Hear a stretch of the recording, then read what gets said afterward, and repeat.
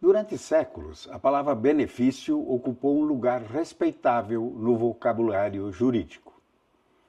Evocava cuidado, proteção, ampliação de direitos, reparação de injustiças. Um benefício era algo concedido para fazer bem, enfim, para favorecer, para garantir continuidade. Pois o chamado benefício de lei, criado pelo Decreto da Vergonha, inaugurou uma novidade histórica. O benefício que mata. Mata silenciosamente, mata com formulário, mata com assinatura reconhecida, mata com isenção de taxa, para não deixar dúvida de que o problema nunca foi dinheiro, mas existência. O novo benefício para menores sob tutela paterna é apresentado como um avanço civilizatório, um gesto de atenção às crianças, um aceno à diáspora. Mas basta retirar o papel de presente para ver o conteúdo real. Trata-se de uma cidadania terminal, concedida com a condição tácita de que não continue. Um direito que nasce já proibido de gerar outros direitos. O mecanismo é simples, eficiente e devastador.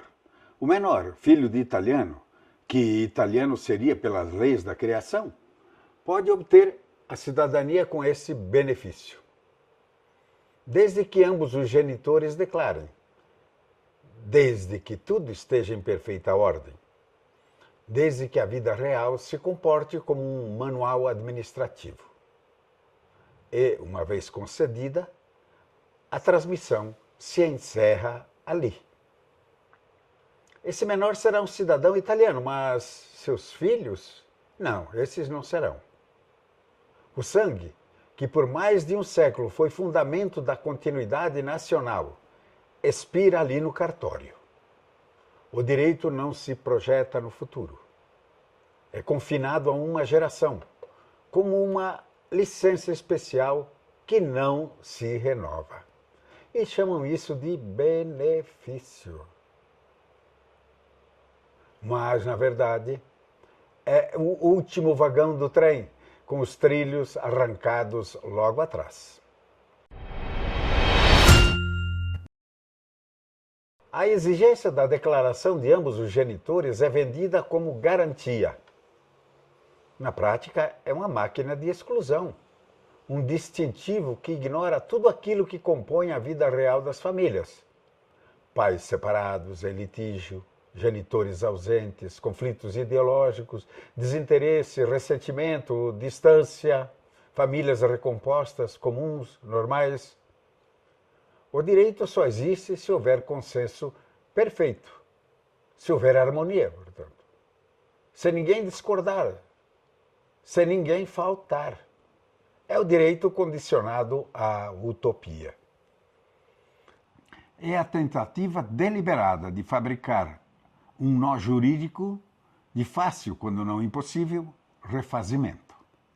Mas, mesmo quando a ratoeira se fecha com sucesso, quando ambos assinam, quando o consulado aceita, quando o carimbo cai, o prêmio é claro: o fim da linha hereditária.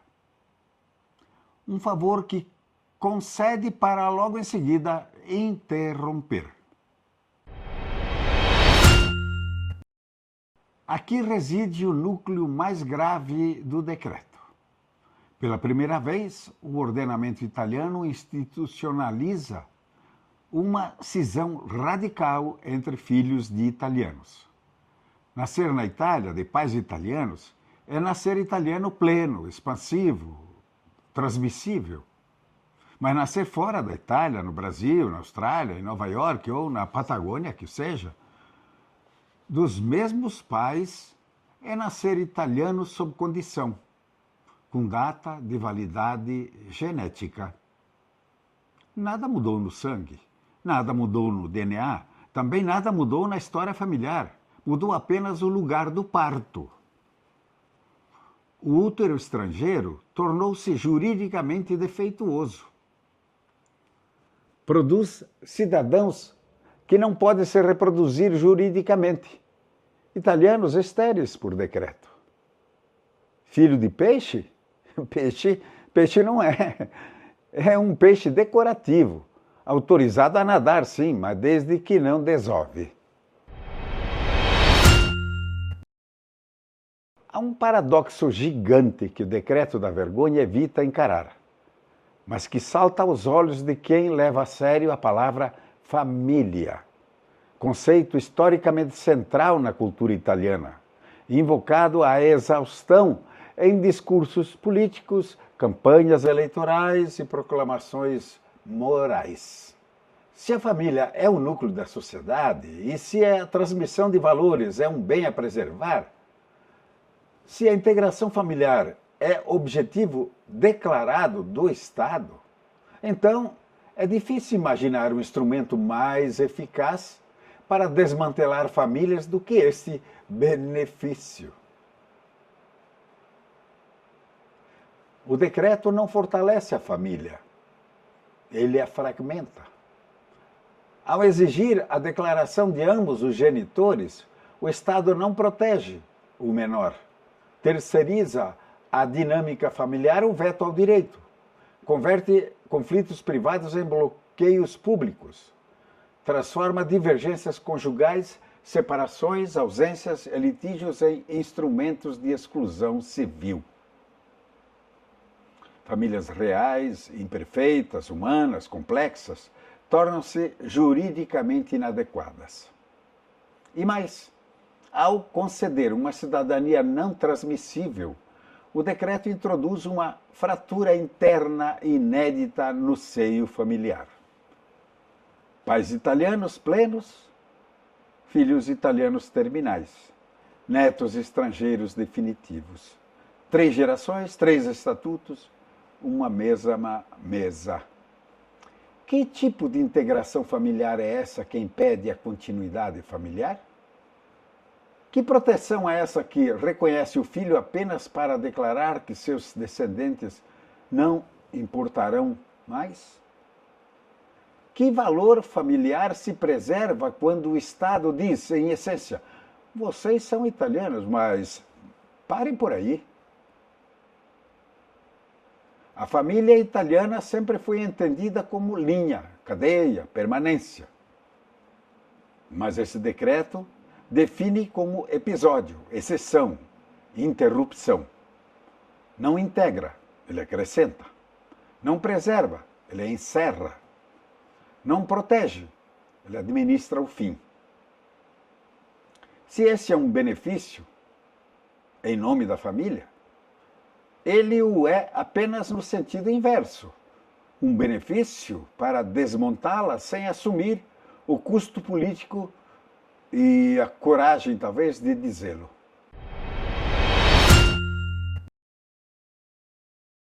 A imagem, não é exagerada. Ela é histórica e cruelmente precisa. Durante séculos, a Itália produziu castrati para preservar vozes excepcionais a serviço de um ideal estético. Mas aqui o Estado faz o inverso. Produz eunucos jurídicos em escala administrativa, cidadãos privados não do corpo, mas da capacidade civil de gerar continuidade. São italianos reconhecidos com a condição de não procriar juridicamente. Italianos cuja cidadania não pode ecoar no tempo. Italianos autorizados a existir, sim, mas não a se multiplicar. A cidadania deixa de ser herança e passa a ser concessão esterilizada. Não há descendência, não há projeção, não há amanhã. Apenas presença controlada. É uma política de castração civil, aplicada com luvas brancas e linguagem benevolente. 2 irmãos nascem na Itália. Crescem juntos, um fica, outro emigra. O primeiro tem um filho em Bolonha. O segundo tem um filho em São Paulo. Mesma avó, mesmo sobrenome, mesma língua herdada, mesma memória. O neto de Bolonha é italiano sem restrições, com futuro aberto, transmissível, por gerações afora. O neto de São Paulo é italiano até aqui. Depois, silêncio. O filho de um poderá dar à Itália netos, bisnetos, continuidade. O filho do outro é o último autorizado. Não é técnica jurídica, é casta geográfica.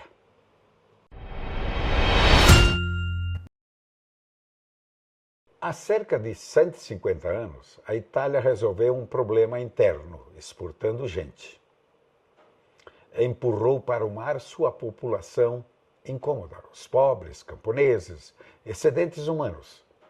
Foi o grande despejo. Esses italianos, rejeitados na partida, construíram países, cidades, economias, cultura. Criaram, fora da Itália, uma obra-prima histórica e involuntária. Uma Itália diaspórica maior que a Itália geográfica. Hoje, a mesma Itália repete o gesto. Não joga corpos ao mar, mas joga direitos ao lixo. Liquida com decreto aquilo que levou gerações para florescer. Fecha a torneira do sangue depois de ter bebido da fonte durante mais de um século. Declara encerrada a utilidade histórica da própria diáspora.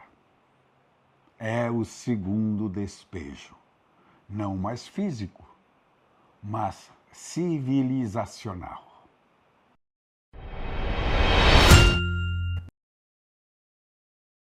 Num mundo em que países disputam pessoas, talentos, pertencimento e vínculos, a Itália decidiu fazer o contrário, reduzir-se. Cortar seus ramos externos, amputar a própria árvore genealógica global. Amputar também seus próprios tentáculos, aqueles que atravessam oceanos e continentes. Outras nações investem em diásporas como um capital humano e simbólico. A Itália optou por encerrá-las administrativamente.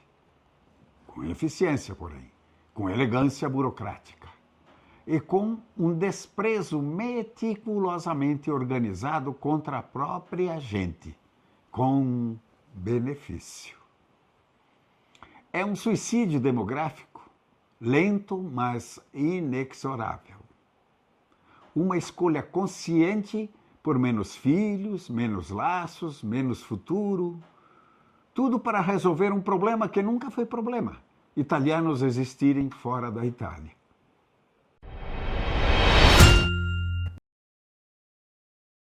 Primeiro, anunciou-se o pagamento obrigatório, uma taxa de 250 euros para quem quisesse embarcar pagando no chamado benefício.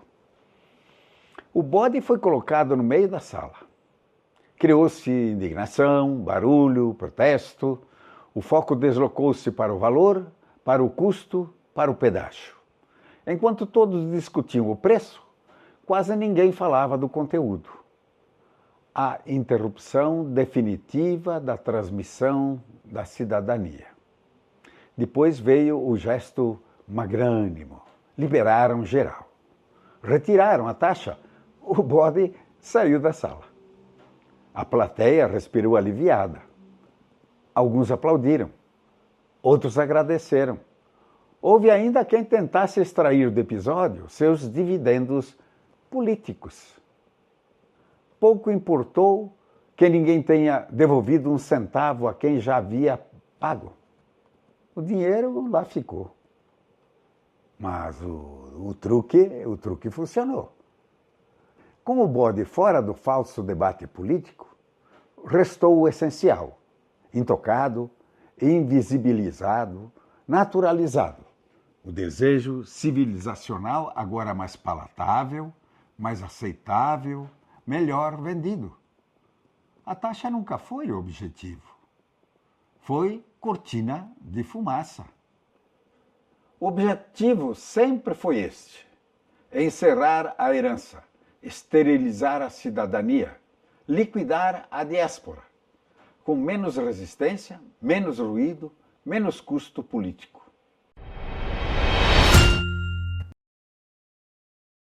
Chamar isso de benefício não é erro, não.